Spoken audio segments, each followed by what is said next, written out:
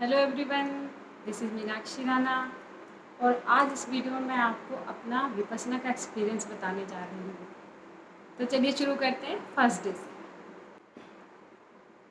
हम लोग 21 जून को गए थे। लगभग 2:30 पे हम लोग वहाँ पहुँचे थे हस्तिनापुर।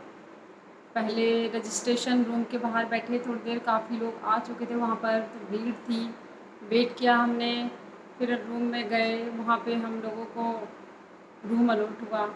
मेरा रूम नंबर 2 था और मेरे साथ मेरे हस्बैंड, बेटा, सासू माँ गए थे। हम लोग 4 लोग गए थे एक साथ। चारों ने अपना रूम ले लिया और हम लोग का फ़ोन वहीं पे सबमिट हो गया था। और जो भी वैल्यूएबल चीज़ें होती हैं वो सबमिट कर लेते हैं, क्योंकि जो रूम मिलते हैं वहाँ पर कोई लोग वगैरह लगाना नहीं होता थोड़ा, इसलिए वहीं पे सबमिट कर लेते हैं। फिर रूम मिल गया हमें। वहीं पे बताना होता है कि हमें चेयर चाहिए या फिर हम नीचे बैठेंगे या फिर बैक सपोर्ट चाहिए। तो मेरी सासू माँ को तो चेयर चाहिए थी। हमने उनको बोल दिया कि चेयर चाहिए, इनको लिख लीजिए आप।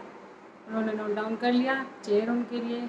फिर मुझे भी थोड़ा लगा कि शायद मैं इतना देर ना बैठ पाऊँ, 10-12 घंटे बिठाते हैं जैसे कि मुझे पता था। मेरा भाई गया था विपश्यना करने के लिए, सबसे पहले छोटा भाई गया था मेरा। उसके बाद बड़ा भाई भी गया। मेरी फैमिली से मेरे मॉम डैड, दीदी, सब लोग जा चुके हैं, भांजा सब जा चुके हैं। तो कुछ काफ़ी चीज़ें पता थी। तो मैं पहले से ही आनापान करती थी, उन्होंने मुझे बताया था। तो विपश्यना तो नहीं कर सकते थे जब तक वहाँ पे अटेंड नहीं करेंगे, तो हम कैसे जानेंगे क्या होता है, कोई बता भी नहीं सकता उसको। जब खुद आप सीखेंगे वहाँ जाकर तो अनुभव करेंगे, वो चीज़ अलग ही होती है कि वो वर्ड में एक्सप्लेन नहीं हो सकती। I think so. तो मैं 8-10 महीने से लगभग आनापान करती थी। जैसे मैं बैठती थी आनापान के लिए, लगभग जैसे मतलब जाने का दिन टाइम वहाँ पे आ रहा था करीब, फिर ज़्यादा मैंने टाइम बढ़ाया, थोड़ी देर आधा घंटा बैठ जाऊँ, 1 घंटा बैठने की कोशिश करूँ कि वहाँ पे थोड़ा कैसे बैठ पाऊँगी, फिर एक्सपीरियंस हो जाएगा इसलिए। तो कोशिश की मैंने, लगभग 20 मिनट बैठ पाती थी स्ट्रेट ऐसे बस। और उसके बाद मेरी बैक में पेन होने लगता था। फिर मैंने भी सोचा कि मैं भी बैक सपोर्ट ले लेती हूँ। भाइयों ने बताया था कि बैक सपोर्ट भी मिल जाती है, चेयर भी मिलती है। तो चेयर की तो नीड नहीं थी, चेयर उन्हीं को चाहिए जिनके पैरों में दर्द होता है, जो पालथी मार के नहीं बैठ पाते। मुझे बैक पेन की प्रॉब्लम थी, फिर मैंने सोचा मैं नहीं बैठ पाऊँगी इतनी देर। मैंने उनसे बोल दिया कि मुझे बैक सपोर्ट चाहिए। वहाँ पर थे गुप्ता जी जो कर रहे थे रजिस्ट्रेशन, उन्होंने बोला आप ट्राई करिए, आप एक दिन ट्राई करिए, यदि आपको नीड होगी तो आचार्य जी से कह दीजिएगा, आपको मिल जाएगी। बट उन्होंने मुझे एक बात बोली कि नहीं, आप बैठ जाएंगी ऐसे, आपको नहीं चाहिए बैक सपोर्ट, देख लीजिए, आप ट्राई करिए, आप बैठ जाएंगी। इतना कॉन्फिडेंस उन्होंने मेरा बढ़ा दिया कि मैं रियली में पहले दिन पूरे दिन बैठ गई। तो फिर तो मुझे लगा कि हाँ, अब तो मैं डेली बैठ जाऊंगी। और मैंने पूरे 10 डेज विदाउट बैक सपोर्ट ऐसे ही विपश्यना की। मुझे बहुत अच्छा लगा। तो ये हमारा हुआ रजिस्ट्रेशन रूम वाली बातें। उसके बाद हम रूम पे चले गए, सब अपने अपने, मेल फीमेल का अलग अलग रास्ता है, अपने रास्ते चले जाओ आप। मेरा रूम सेविका के पास वाला ही था, क्योंकि सेकंड था, फर्स्ट रूम नंबर में सेविका रहती हैं, 2 सेविकाएँ थी वहाँ पर। फिर वो लोग थे वहाँ पर, उनसे हमने पूछा कि अब क्या है, आगे शेड्यूल क्या है, क्योंकि फर्स्ट डे का हमें कोई शेड्यूल नहीं पता था। फिर उन्होंने बोला कि अभी घंटा बजेगा जैसे तो आपको बुलाया जाएगा हॉल में। इंस्ट्रक्शन हॉल है जहाँ पे आपको सारी इंस्ट्रक्शंस दे दी जाएंगी। तो वहाँ पे ठीक लगभग 5 बजे घंटा बजा, फिर हम सब लोग चले गए। वहाँ पर एक साइड मेल और एक साइड फीमेल चेयर्स पड़ी होती हैं, बैठ जाते हैं और फिर सामने से हमें इंस्ट्रक्शन मिलती हैं।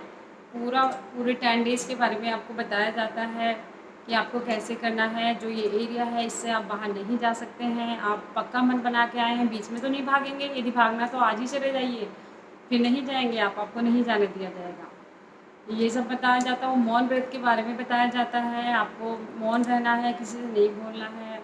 और सेविकाओं से इंट्रोडक्शन उसी समय दे दिया जाता है कि आपको कोई भी प्रॉब्लम है, रूम नंबर भी उनको बता दिए जाते हैं उनके। वो आती हैं, बताती हैं अपने बारे में कि मैं इस रूम नंबर में हूँ and my name is this.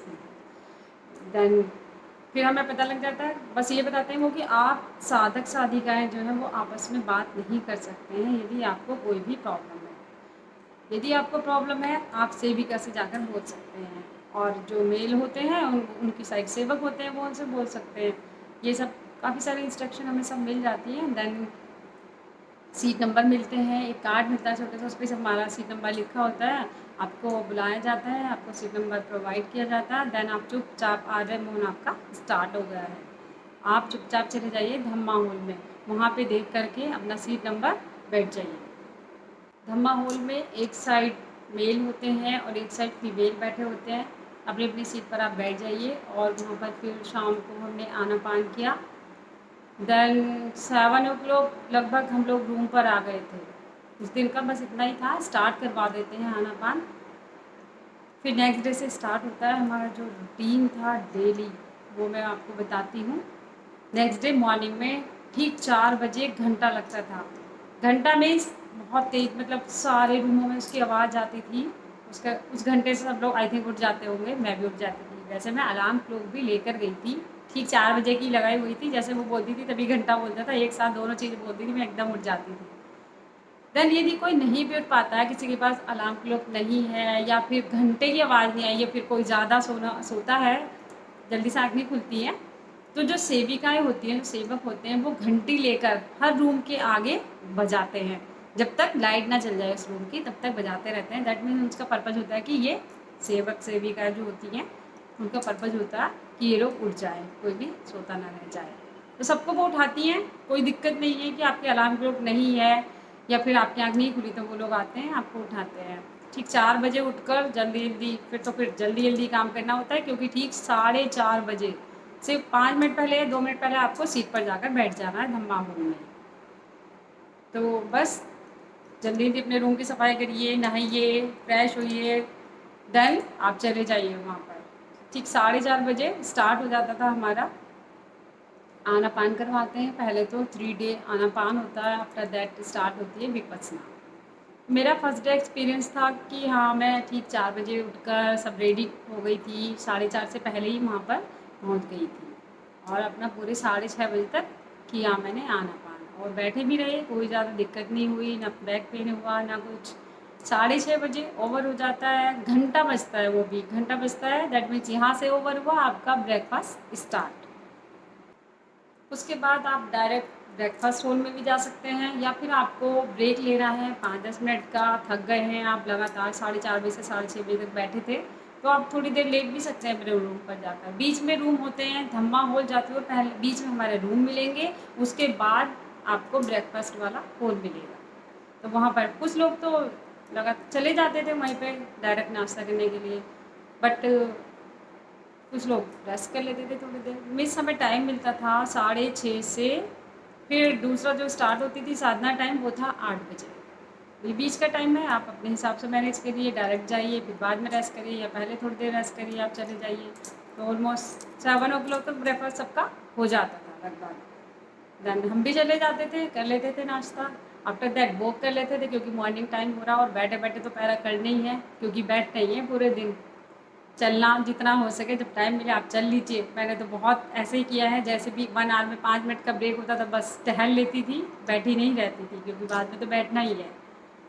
फिर वॉक कर लेते, फिर थोड़ा टाइम मिलता था लेट जाइए। देन ठीक 7:50 पर फिर से घंटा लगेगा जाने के लिए, आप रेडी होइए धम्मा हॉल में, क्योंकि 8 से 9 होता है अधिष्ठान। उसमें सामूहिक साधना जिसको बोला जाता है, लिखा हुआ भी है उनके कार्ड पर, उसमें सभी को करनी होती थी साधना, कोई भी ब्रेक नहीं ले सकता था। जैसे कभी कभी क्या होता है कि किसी की तबीयत खराब है, थोड़ी भी फीवर आ गया है कुछ, तो वो साधना करने नहीं गया, यदि अधिष्ठान टाइम है तो उसमें आपको ज़रूर जाना पड़ेगा।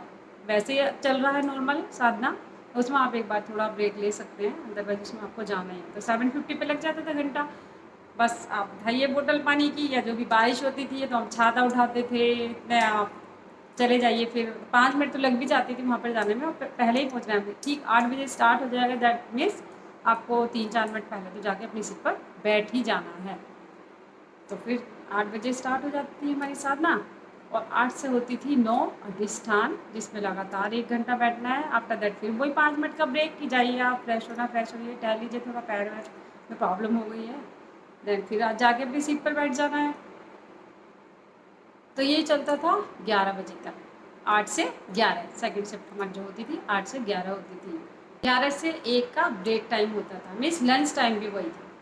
आप इधर से ओवर हुआ, घंटा बज जाता था वो 11 बजे, आप डायरेक्ट चले जाइए लंच करने, या थोड़ी देर रुक के चले जाइए, वो भी 5-10 मिनट, ज़्यादा देर नहीं जाना है, रुकना है वहाँ पर। फिर बस लंच करने चले जाते थे, लगभग 11 बजे, 11:30 के लगभग तक हो जाता था सबका। हम फिर भी 11 बजे के अंदर तो लंच करने के बाद भी थोड़ा सा टहल देते हैं, बेस चाहे थोड़ी देर रेस्ट करके टहल लीजिए जाने से पहले वहाँ पर, क्योंकि उसके बाद जो हमें जाना है धम्मा हॉल में जाना है 1 बजे। 1 से 2 भी अधिष्ठान होगा पूरे 1 घंटे का, जिसमें आपको बिल्कुल समाधि की तरह बैठ जाना है। ऐसे आपको कोई मूवमेंट नहीं करनी है, चाहे आपके बाल उड़ रहे हैं या आपको कहीं ईचिंग हो रही है या आपके पैर में पेन है, आपके पैर में चींटी चल रही है। कहते हैं कि ज़्यादा ही लगातार पालथी मार के बैठ जाओ या एक ही पोजीशन में बैठ जाओ तो चींटी चलने लगती है, कहीं पैरा कट जाते हैं। बट अधिष्ठान का मतलब कि आपको बिल्कुल एकदम दृढ़ निश्चय ले लेना है। कुछ भी हो रहा है आप ऐसे ही बैठे रहेंगे अपने ध्यान में, कोशिश करनी पूरी होती है ये। बट कभी कभी गुरुजी कहते हैं कि ज़्यादा ही प्रॉब्लम हो गई तो एक बार आप पैर चेंज कर सकते हैं, लेकिन कोशिश करिए कि आप बिल्कुल भी मूवमेंट ना करें। और मैंने तो ऐसे ही किया, मैं बिल्कुल भी पैर चेंज नहीं किया। मैंने हैंड जैसे भी फर्स्ट पोजीशन में आप बैठ गए, कंफर्टेबल बारी देख लीजिए आप स्टार्टिंग में, जैसे आप बैठ गए हैं वैसे ही बैठे रहिए। मैंने तो पूरी कोशिश की और ऊपर वाले ने चाहा मैं पूरा ऐसे ही बैठी रही। मुझे भरोसा भी नहीं हो रहा था कि मैं ऐसे बैठ जाऊंगी, बिल्कुल मूवमेंट नहीं होगा। और मैंने अधिष्ठान पूरा कर लिया। मुझे बहुत खुशी हुई जब मेरा अधिष्ठान पूरा हुआ। फिर मैंने सेविकाओं को भी बोला कि हाँ मैंने कर लिया। गुरुजी भी पूछते हैं कि आपका अधिष्ठान कैसा रहा। अब मैं कहा हाँ हम कर लेते हैं। कई लोग को बुलाते हैं, जैसे बुलाकर पूछते हैं, तो कुछ लोग कहते हैं कि नहीं हमने तो पैर बदले। वो पूछते हैं फिर कि कितनी बार चेंज किए आपने, 2 बार, 1 बार, 3 बार तो ठीक है, लेकिन कोशिश करिए। बताते हैं कि अभी फर्स्ट टाइम है, 1 बार 2 बार आपने चेंज कर लिया, बट धीरे धीरे आप कोशिश करिए कि आपको 1 बार भी चेंज ना करना पड़े। 1 से 2 अधिष्ठान होता था, फिर वही 5 मिनट का ब्रेक है, 5 या 7 मिनट ऐसे ही लगभग हो जाती थी ब्रेक है। उसके बाद फिर से जाके अपनी सीट पर बैठ जाइए। ये 5 बजे तक होता था, 1 से 5 का टाइम है, मतलब इतनी देर आपको लगातार बैठकर ध्यान करना है। 5 बजे फिर से घंटा बजेगा, आपका फिर से नाश्ते का टाइम है। हल्का फुल्का मिलता था, जैसे शिकंजी है, दूध है, चाय है, पोहा, लाइट चीज़ें मिलती थी और बिस्किट रस टाइप इस टाइप से ये सब चीज़ें मिलती थी। उसके बाद कुछ नहीं है, आपको डिनर नहीं मिलेगा, बस यही आपको खाना है। और वैसे बहुत अच्छा लगता था, बिल्कुल भूख नहीं लगती, बस इतना ही बहुत है जितना होता था, क्योंकि ध्यान उससे बहुत अच्छा लगता था। ज़्यादा आप खा लेंगे, डिनर कर लेंगे तो कैसे ध्यान करेंगे आप, कैसे बैठ पाएंगे। इसलिए वो सिस्टम मुझे तो बहुत पसंद आया। मुझे कोई भूख नहीं लगी, रात में आराम से बहुत अच्छे से लगा। फिर बस 5 बजे से फिर नेक्स्ट 1 घंटे का टाइम है ब्रेक का है जो, इसमें आपको जो करना टहलना है टहल लीजिए आपको, या फिर रेस्ट कर लीजिए रूम में। आपको कुछ काम निपटाना, अपना झाड़ू पोछा करना है, वो भी तो खुद ही करना है, कोई थोड़ी ना करेगा। अपनी सफाई रूम की खुद ही करनी होती है। जब आपको टाइम मिले, मॉर्निंग या नून टाइम या इवनिंग टाइम, जब भी आपको मिले आपको वो करना है। देन रेस्ट कर लीजिए, टाइम बचा है। फिर से 5:50 पर बेल लगेगी, मीन्स घंटा, जो घंटा बजता था वो 10 मिनट बिफोर ही लग जाता था, वो लगता था। आप रेडी हो जाइए फिर जाने के लिए, क्योंकि 6 से 7 फिर से अधिष्ठान है। फिर से वही आपको बिल्कुल बैठ जाना है प्रॉपर, कोई मूवमेंट नहीं करना बॉडी में ध्यान लगाने के लिए। तो 6 बजे से पहले ही वहाँ पर पहुँचना होता था, 2-3 मिनट पहले, 5 मिनट पहले पहुँच जाइएगा। 6 से 7 करने के बाद फिर थोड़ा ब्रेक मिलता था 10 मिनट का। आफ्टर दैट वहाँ पर गुरुजी की वीडियो चलती थी पर्दे पर, फर्स्ट डे, सेकंड डे, और उनका पूरा 10 डेज़ की वीडियो हो जाए। तो जैसे फर्स्ट डे, तो फर्स्ट डे वाला एपिसोड चल जाता था, लगभग 1 सवा घंटे के लगभग का होता था वो चलता था। देन फिर से हम साधना किया करते थे, जितना भी टाइम बचता था उतने टाइम में साधना करनी है। ठीक 9 o'clock रात में, ठीक 9 बजे आप फ्री हो गए, घंटा बज गया, आप चले जाइए रूम में और आप सो जाइए, लाइट बंद करिए, सो जाइए। और सच में नींद भी इतनी अच्छी आती थी कि क्या ही बताएं। ऐसा लगता था कि पूरे दिन बैठ के, कितना पहले मतलब स्टार्टिंग में लगा कि थक गए हैं और नींद आ जाती थी बहुत अच्छी। बट फर्स्ट डे का मेरा एक्सपीरियंस कुछ ज़्यादा अच्छा नहीं रहा। जैसे गुरुजी की वीडियो में खुद ही वो बताते हैं कि जो साधक आते हैं, साधिकाएँ आती हैं, आते तो हैं पूरा पक्का मन बना के, बट बीच बीच में लोग जा प्रॉब्लम थोड़ी पड़ती है, वो चले जाते हैं। मुझे तो फर्स्ट डे ही प्रॉब्लम पड़ गई, मतलब फर्स्ट डे 21 जून को नहीं, 22 जून को, जिस दिन से स्टार्टिंग से हमने पूरा साधना की थी, पूरा आनापान किया था। रात में जैसे सोने चले, करीब 10 बज रहे थे, मुझे नींद नहीं आ रही थी। अब वो कहते हैं कि नींद नहीं आती तो सांसों पे ध्यान दीजिए, क्योंकि आनापान में तो सांसों पे ध्यान देना है। अब मैंने कोशिश की कि हाँ चलिए सांसों पे ध्यान देते हैं। जैसे सांसों पे ध्यान देना स्टार्ट किया, मेरे को सांस भारी होने लगी। ऐसा लग रहा कि यहाँ पे कुछ अटक रहा है, कुछ अटक रहा, मेरी सांस नहीं आ रही है। बस तुरंत में बैठ जाती थी, और कोई है नहीं, अकेले हैं आप। डर लगने लगा, थोड़ी घबराहट हुई। फिर बर्दाश्त किया थोड़ा कि चलिए कर लेते, लेकिन नहीं हो पाया। जब नहीं हो पाया तो सेविका वाले रूम मेरे पास में थे ही, मैं चली जाती हूँ अकेली वहाँ पर जाके नॉक नॉक किया। वो उठ गई मेरे पास आई, क्या हुआ, क्या प्रॉब्लम है। मैंने उनको बताया मुझे सांस नहीं आ रही, मुझे दिक्कत हो रही है, मुझे घबराहट भी हो रही है, नींद नहीं आ रही है, मुझे क्या करूँ। फिर उस दिन थोड़ी गर्मी थी, उन्होंने बोला कि इसके नहा लीजिए आप। तो उनकी बात मानी मैंने, चलिए नहा लेते हैं। नहा ली रात में 10 बजे, 10 के भी बाद नहा लेती हूँ। फिर बोला कि कुछ लाइट वाले कपड़े ज़्यादा हल्के वाले पहन लीजिए, गर्मी आपको फील हो रही होगी। फिर नहाने के बाद भी मुझे दिक्कत होती रही, फिर से मैं चली गई सेविका के रूम में। फिर मैंने बोला क्या मुझे ये हो रहा है, कि बताइए क्या करूँ। उन्होंने मुझे इतने अच्छे से समझाया कि कुछ नहीं होगा, ये सब होता है, सबके साथ होता है। और आप इतने दिन से आनापान करती थी, लगभग 1 साल से आप आनापान कर रही थी, तो आपको जो दिक्कत सेकंड डे में होती है सबको, साधक साधिकाओं को, वो आपको फर्स्ट डे ही हो गई है। और ये दिक्कत थोड़ी थोड़ी आती है, इस पे ही हमें क्या करना है, कंट्रोल करना है। इसको हमें वश में करना है। मतलब हम अपना मन वश में करने जाते हैं वहाँ पर। मतलब आनापान का मतलब होता है अपने मन को सूक्ष्म बनाना, कंट्रोल करना उस पे। तो ये कि जो भी दिक्कत है आप इसको, एक बार होगी लेकिन निकल जाएगी। उन्होंने मतलब मुझे इतने अच्छे से समझाया कि मैं फिर रूम में चली गई, और कुछ ऑप्शन भी तो नहीं था। और मैंने बोला भी कि यहाँ पर मेरे हस्बैंड भी हैं, बेटा भी है, मेरी सासू माँ 30 रूम नंबर में है। बट मैं किसी को नहीं बताना चाहती अपनी प्रॉब्लम, मैं किसी को नहीं बताऊँगी, क्योंकि उनका ध्यान क्यों भंग करूँ मैंने सोच लिया। और पता है क्या सोच लिया, भाई को फ़ोन कर दूँगी, सुबह ही आ जाएगा, मुझे ले जाएगा। मैं यहाँ नहीं रह सकती, मुझे तो बहुत प्रॉब्लम है। जब मुझसे एक रात नहीं बिताई जा रही तो मैं आगे 9 नाइट्स कैसे कैसे बिताऊँगी। बहुत परेशान हो गई थी, और बस मैंने तो यही सोच लिया था कि हाँ मैं चली जाऊँगी।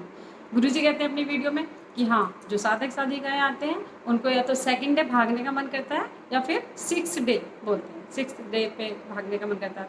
और जब हमने सुना ये कि हाँ कुछ होता होगा जो भागने का मन करता है, अब क्यों करता है, सिर्फ सुना, महसूस नहीं किया। और जब महसूस किया फर्स्ट डे ही प्रॉब्लम हो गई, और सच में मेरा मन भागने को कर गया कि हाँ मैं चली जाऊँगी। मैंने तो डिसाइड कर लिया था कि हाँ मेरा भाई, मैं कॉल कर दूँगी, इसको ले जाएगा मुझे। मैं यहाँ पर इनको किसी को भी नहीं बताऊँगी, मेरे हस्बैंड या किसी को, इनका नहीं ध्यान ख़राब करना चाहती। मेरे को शायद मेरे नसीब में ये विद्या नहीं है, मुझे ये लगा। बहुत अफसोस भी हुआ कि मुझे ये विद्या नहीं मिलेगी, और मुझे बहुत अफसोस हुआ कि मुझे ये विद्या नहीं मिलेगी, जिसका मुझे इतने दिनों से इंतज़ार था। इंतज़ार इसलिए था क्योंकि मैं टीचर हूँ, छुट्टियाँ जून में होती हैं, तो बस जून में ही हमें कराना था रजिस्ट्रेशन वहाँ पे जाने के लिए। जून का वेट कर रहे थे, जून आया, हम लोग चले गए, और फर्स्ट डे मुझे प्रॉब्लम हो गई। तो मुझे बहुत बहुत टेंशन हुई कि क्यों मेरे नसीब में नहीं है विद्या।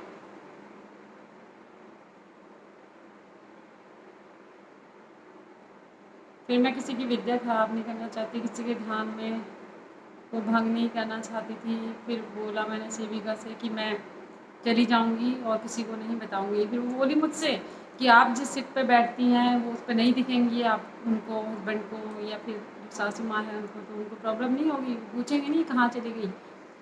मैंने कहा हाँ फिर बता देना कि वो चलेगी, भाई आया था लेकर चला गया, तो फिर उनको टेंशन नहीं होगी, एटलीस्ट वो सेफ पहुँच गई है, उसे कोई प्रॉब्लम नहीं है। और यहाँ पर पता चल गया है दिक्कत हो रही है उनको, तो वो टेंशन में आ जाएगी, इसलिए मैंने किसी को नहीं बताया। ये सब बातें करके मैं अपने रूम में चली जाती हूँ, और पूरी कोशिश करती हूँ सोने की। वही सांसों पे ध्यान देती हूँ, तो सांस तो मुझे नहीं सच में आ रही थी। उस दिन जब दिक्कत हो रही थी यहाँ पे, भारी हो रही थी सांस, इतनी भारी हो रही थी।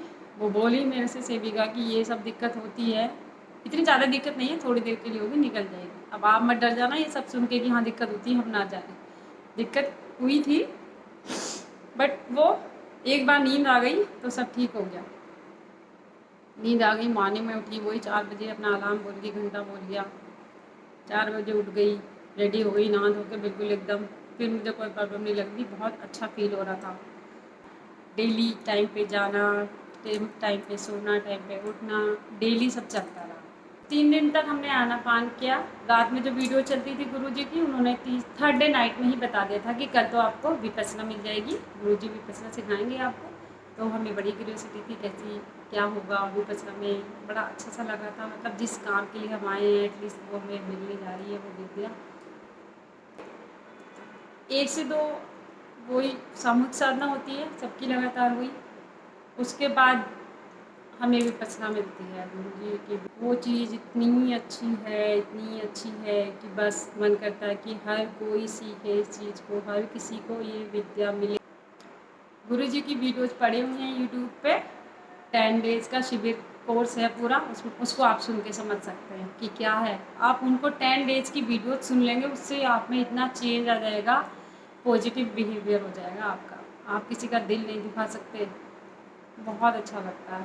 तो मैंने तो वो सब सुन ली थी पहले ही, आनापान डेली करती थी, मुझ में पूरा असर था। विपස්සना जाने का इतना मन था, इतनी जल वेट कर रहे थे कि कब मिलेगी हमें ये विद्या, कब मिल जाए ये ज्ञान जिससे निर्वाण प्राप्त होता है, जिससे पूरा जीवन ही सुधर जाता है।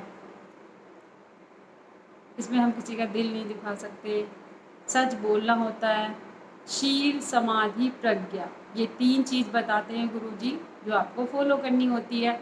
वो तो हर धर्म में फॉलो करनी है, चाहे हिंदू मुस्लिम सिख ईसाई कोई भी हो, सबको ये सब अपनाना चाहिए। सच बोलना है, किसी का दिल नहीं दुखाना है, डिटर्मिनेशन जो चीज़ होती है वो रखना है आपको, तटस्थता समाधि जिसमें होते बैठ जाइए ऐसे। तो ये सब इसलिए इसमें कोई भी धर्म के लोग जा सकते हैं। ऐसा नहीं है कि हिंदू बौद्ध सिख या कुछ भी, कुछ कोई धर्म से रिलेटेड ये चीज़ है ही नहीं कि आपको इस धर्म में डाल दिया है, वो कुछ नहीं है। हर इंसान को सीखनी चाहिए ये चीज़। और विपස්සना करते हुए ध्यान आता है कुछ लोगों का, ऐसे जब मन भटक जाता है इधर उधर, तो कभी कभी ऐसे ध्यान आता है कि हाँ कितनी अच्छी चीज़ है ये, क्यों ना उसे मिल जाए, क्यों ना मेरी वो फ्रेंड है उसे मिल जाए, जो परेशान लोग रहते हैं उन्हें मिल जाए ये, या फिर हर किसी को मिल जाए जो ज़रा से भी परेशान ना हो, किसी भी चीज़ से परेशान ना हो। ज़्यादा से ज़्यादा लोगों को मिले, ज़्यादा लोग जाएं। मन करता है सबको मैं बोलूँ सबको कि आप भी जाइए। विपස්සना करने वाला कोई भी व्यक्ति किसी को कोई दुख नहीं पहुंचा सकता, इवन किसी मच्छर तक को नहीं मार सकता है वो। मंगल मैत्री सिखाते हैं वो, 9th डे पे सिखाते हैं। उसमें सिखाते हैं तेरा मंगल मेरा मंगल सबका मंगल। मीन्स तेरा मंगल, पहले सामने वाले का मंगल चाहता है विपस्वी, मेरा बाद में, फिर सबका, फिर जन जन। मीन्स संसार में जितने भी लोग हैं, जितने भी प्राणी हैं, सबका मंगल होगा, सबका मंगल होगा। विपස්සना करने के बाद बताते हैं, जब आपने 1 घंटे का ध्यान कर लिया या जितना भी आप ध्यान करते हैं, उसके बाद आप मन में ये कहेंगे तेरा मंगल मेरा मंगल सबका मंगल होए रे। तो सबका मंगल, करुणा निकलती है अंदर से, सबके लिए करुणा भाव जागते हैं। सबका मंगल हो, सब दुखियारे जगत में जितने भी दुखियारे हैं सबके दुख दूर हो जाएं, सबका मंगल हो जाए, बस यही है। बहुत अच्छा है, बहुत अच्छा। इस वीडियो से मैं सबको यही संदेश देना चाहती हूँ, यदि आप अपनी ज़िंदगी में शांति चाहते हैं, खुश रहना चाहते हैं, किसी चीज़ से कोई परेशान नहीं होना चाहते, आगे की लाइफ और भी अभी अच्छी चल रही है आपकी लाइफ, अच्छी बात है, अच्छी चल रही है, सब ऊपर वाले का आशीर्वाद है, सब कर्मों का फल है कि सब आपके संस्कार अच्छे थे, बहुत अच्छी चल रही है लाइफ। बट और आगे के लिए और बेटर लाइफ बनाने के लिए आपको ये ज़रूर सीखनी चाहिए। बहुत अच्छा है, बहुत अच्छा है। सबको ये विद्या मिले, यही मेरी कामना है। सब इसमें खुश रहें, किसी को कोई दुख ना हो, सब प्राणी सब खुश रहें, सबका मंगल हो, सबका मंगल।